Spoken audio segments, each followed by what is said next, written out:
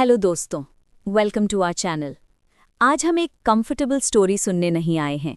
आज हम यहाँ एक अनकंफर्टेबल ट्रूथ का सामना करने आए हैं। हम अक्सर ये मान लेते हैं कि दुनिया की सबसे बड़ी ट्रेजेडीज कुछ बैड पीपल की वजह से होती हैं, कुछ मॉन्स्टर्स, कुछ विलन्स, बिकॉज दैट्स ईजी। पर आज की कहानी इस कंफर्ट को हमसे छीन लेती है। आज की कहानी पूछती है, अगर प्रॉब्लम मॉन्स्टर नहीं था तो सिस्टम का क्या रोल था, और उस सिस्टम का हिस्सा हम कैसे बने। आज हम एक ऐसे केस के बारे में बात करेंगे जो सिर्फ एक इंडिविजुअल की स्टोरी नहीं है, बल्कि एक माइंडसेट की स्टोरी है, जहां पावर क्वेश्चन से ऊपर चली जाती है और साइलेंस सेफ्टी बन जाती है। ये कहानी अब्यूज के बारे में कम और रिस्पॉन्सिबिलिटी के गायब होने के बारे में ज्यादा है। उस मोमेंट के बारे में जब हम सोचते हैं someone else must be handling it, ये मेरी रिस्पॉन्सिबिलिटी नहीं है, मैं क्यों बोलूं। ये प्लेटफॉर्म किसी को अक्यूज करने के लिए नहीं है, ये प्लेटफॉर्म हमें मिरर दिखाने के लिए है, क्योंकि कुछ स्टोरीज हमें कंफर्ट देने के लिए नहीं होती, वो हमें जगाने के लिए होती है। आज की कहानी साइकोलॉजी, सोसाइटी और ह्यूमन बिहेवियर के बीच खड़ी है। ये पूछती नहीं कि क्रिमिनल कौन था, ये पूछती है कि क्राइम पॉसिबल कैसे हुआ। और शायद सबसे इम्पॉर्टेंट सवाल, इतने लोगों के होते हुए भी इतनी लंबी साइलेंस कैसे बनी रही। जब आप आज ये स्टोरी सुनेंगे, हो सकता है आप अनईजी फील करें, हो सकता है आप क्वेश्चंस के साथ घर जाएं, और हो सकता है आप थोड़ी देर के लिए चुप हो जाएं। लेकिन अगर वो साइलेंस सोच में बदल जाए तो आज का ये गैदरिंग मीनिंगफुल हो जाएगा। इसी थॉट के साथ मैं आप सबका वेलकम करती हूँ एक ऐसी कहानी में जो इजी नहीं है पर नेसेसरी है।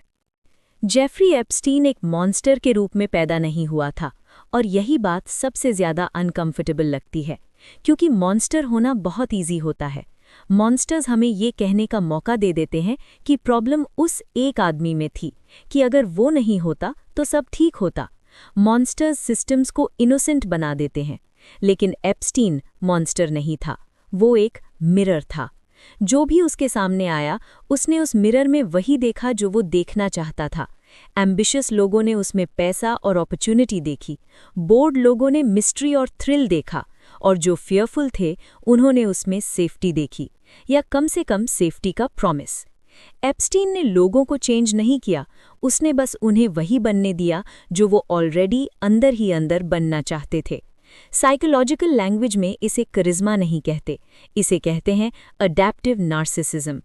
साइको एनालिस्ट ऑटो कर्नबर्ग लिखते हैं कि पैथोलॉजिकल नार्सिसिस्ट इस बात से कम कंसर्न्ड होता है कि वो असल में कौन है, और इस बात से ज़्यादा ऑब्सेस्ड होता है कि डिफरेंट लोगों की नज़र में वो कैसा दिखता है।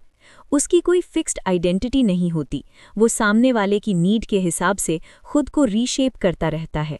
एप्स्टीन ने एग्जैक्टली यही किया। वो रिच लोगों के बीच रिच बन गया, इंटेलेक्चुअल्स के बीच थिंकर, पावर के कॉरिडोर्स में अननेसेसरी मैन।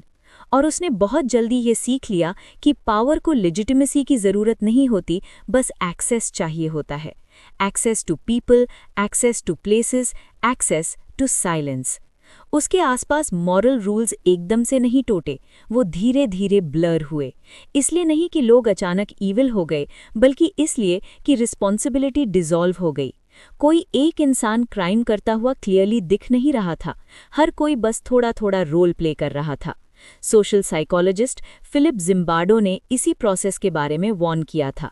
उनके अकॉर्डिंग सिस्टम्स ऐसी सिचुएशंस क्रिएट कर देते हैं जहां नॉर्मल लोग भी एक्सट्रीम हार्म कर देते हैं बिना खुद को विलन समझे। उनकी एक लाइन बहुत इंपॉर्टेंट है, ईविल यूजुअली शोर नहीं करती, वो ऑर्डर्स नहीं देती, वो सिर्फ एनवायरनमेंट क्रिएट करती है, रूल्स, प्रोसीजर्स, रिवॉर्ड्स और सबसे ऊपर साइलेंस। एप्स्टीन केस सिर्फ सेक्सुअल अब्यूज की स्टोरी नहीं है, ये एक माइंडसेट की स्टोरी है, जहां मॉरल रिस्पॉन्सिबिलिटी किसी और पर डालना इजी लगता है। किसी ने सोचा someone else must have checked, किसी ने सोचा लॉ अपना काम कर रही होगी, किसी ने सोचा अगर ये सच होता तो अब तक कुछ हो चुका होता, और किसी ने सोचा मैं क्यों बोलूं। फिलोसोफर हैना एरेंट ने आइकमन इन जेरूसलम में लिखा था कि ईविल का सबसे स्कैरी फॉर्म क्रूएल्टी नहीं होता, बल्कि थॉटलेसनेस होता है। ऐसा क्राइम जहां कोई खुद को क्रिमिनल मानता ही नहीं, एप्स्टीन की दुनिया में ये थॉटलेस मिस एक्सपेंसिव सूट्स पहनती थी, प्राइवेट जेट्स में उड़ती थी और एनडीए साइन करती थी। एप्स्टीन के लिए विक्टिम्स ह्यूमन बीइंग्स नहीं थे, वो इंस्ट्रूमेंट्स थे। यही साइकोपैथी की कोर आइडेंटिटी है। साइकोलॉजिस्ट रॉबर्ट हेयर, जिन्होंने साइकोपैथी चेकलिस्ट बनाई, कहते हैं कि ऐसे लोग एम्पैथी से ऑलमोस्ट एम्प्टी होते हैं। वो रिलेशनशिप्स को इमोशनल बॉन्ड की तरह नहीं, बल्कि यूज एंड थ्रो टूल्स की तरह देखते हैं। लेकिन सिर्फ एप्स्टीन की साइकोलॉजी इस ट्रेजेडी को एक्सप्लेन नहीं कर सकता। रियल पावर थी इम्प्यूनिटी, ये बिलीफ कि कुछ भी करो कुछ नहीं होगा। फिलोसोफर मिशेल फूको ने कहा था कि पावर तब सबसे ज्यादा इफेक्टिव होती है जब वो इनविजिबल हो जाती है, जब वो डंडा नहीं उठाती, बस प्रेजेंस बना के रखती है। एप्स्टीन ने रेयरली डायरेक्ट थ्रेट्स दी, उसने सिर्फ हिंट्स दिए। तुम नहीं जानते मैं किसको जानता हूं, तुम नहीं जानते ये कितना दूर तक जाता है। और अक्सर ये हिंट ही काफी होता था। विक्टिम्स ने इस फियर को अंदर तक अब्जॉर्ब कर लिया। ट्रॉमा एक्सपर्ट जूडिथ हेरमन लिखती हैं कि अनइक्वल पावर रिलेशनशिप्स में long term abuse learned helplessness create करता है। विक्टिम सिर्फ पनिशमेंट से नहीं डरते, वो डिसबिलीफ से डरते हैं। इस बात से कि कोई उनकी बात नहीं मानेगा, कि वो अकेला छोड़ दिए जाएंगे, कि उनकी सच्चाई ही क्वेश्चन मार्क बन जाएगी। और इंस्टीट्यूशंस, उन्होंने खुद को प्रोटेक्ट किया। सोशियोलॉजिस्ट जिगमंड बाउमन कहते हैं कि मॉडर्न ईविल ब्यूरोक्रेटिक डिस्टेंस से पैदा होती है, जब हर कोई बस अपना छोटा सा काम करता है और कोई भी फाइनल आउटकम का ओनर नहीं बनता। प्रोसिक्यूटर्स ने सेटलमेंट्स की, गार्ड्स ने नहीं देखा, अथॉरिटीज ने डिले किया, क्योंकि कोई एक मोमेंट ऐसा नहीं था जो क्लियरली टेरिफाइंग दिखे, और इसलिए टेरर कंटिन्यू होता रहा। यहाँ तक कि एप्स्टीन की डेथ भी, चाहे सुइसाइड, नेग्लिजेंस या कुछ और, उसके मेंटल फ्रेमवर्क से मैच करती है। नार्सिसिस्टिक और साइकोपैथिक पर्सनालिटीज में सुइसाइड अक्सर डिस्पेयर से नहीं होती, वो होती है एक्सपोजर से एस्केप करने के लिए, कंट्रोल का लास्ट इल्यूजन। और फिर भी सिर्फ उसी पर फोकस करना हमें कंफर्ट देता है, क्योंकि तब हम मान लेते हैं कि प्रॉब्लम उस जेल सेल के साथ मर गई। लेकिन राइटर जेम्स बॉल्डविन ने वॉर्न किया था, not everything that is faced can be changed, but nothing can be changed until it is faced. Epstein case हमें ये अनकंफर्टेबल ट्रूथ दिखाता है कि अब्यूज सिर्फ परवर्जन से ग्रो नहीं करता, वो पावर की वर्शिप से ग्रो करता है, कॉन्सिक्वेंसेस के फियर से ग्रो करता है, और सबसे ज्यादा एक्सपेंसिव साइलेंस से ग्रो करता है। इस कहानी का साइकोलॉजी रेयर नहीं है, और यही बात इसे सबसे ज्यादा टेरिफाइंग बनाती है। अब और एंड में एक लास्ट थॉट। हम अक्सर पूछते हैं, ये सब कैसे हो गया? इतने लोग थे, फिर भी किसी ने रोका क्यों नहीं? शायद सही सवाल ये नहीं है। शायद सही सवाल ये है कि जब ये सब हो रहा था, हम कौन थे? क्योंकि सिस्टम सिर्फ रूल से नहीं बनते, वो लोगों से बनते हैं, और साइलेंस भी अपने आप नहीं होती, उसे चूज किया जाता है। हर बार जब हम सोचते हैं ये मेरी रिस्पॉन्सिबिलिटी नहीं है, हम उस साइलेंस को थोड़ा और स्ट्रॉन्ग बना देते हैं।